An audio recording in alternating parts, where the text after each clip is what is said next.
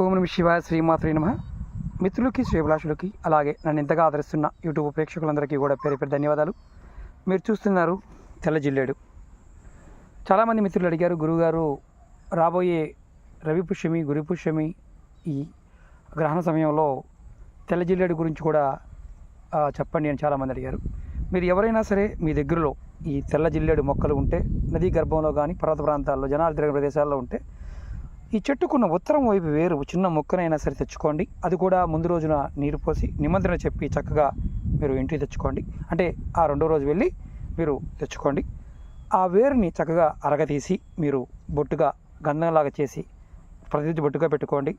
జాతకరీత్యా మీకు సూర్యబలం తక్కువగా ఉన్న, అలాగే తాంత్రికమైన ఇబ్బందులు మీరు పడుతూ ఉన్న, మంత్ర ప్రయోగాలతో బాధపడుతూ ఉన్న అలాంటి ప్రయోగాల నుంచి కూడా రక్షణ కలుగుతుంది. అలాగే మీకు ఐశ్వర్యంగా కూడా కలిసి వస్తుంది.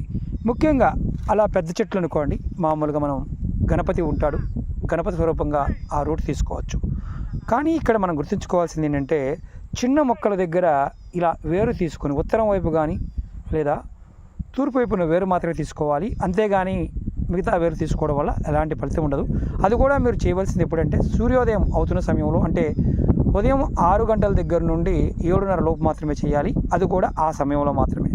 ఈ చెట్టుకు విశేషమైన శక్తి ఉంటుంది. నమస్కారం చేసుకోండి. ఇందులో కూడా యక్షిణి శక్తి ఉంటుంది. ఆ శక్తిని కూడా మనం గౌరవించాలి కాబట్టి పర్మిషన్ తీసుకోండి. పర్మిషన్ తీసుకొని ఈ చిన్న ప్రయోగం చేయండి.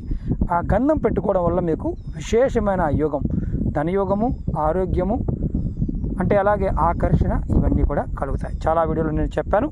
మీరు ఆ వీడియో లింకులు కూడా మన వీడియోలో ఉన్నాయి.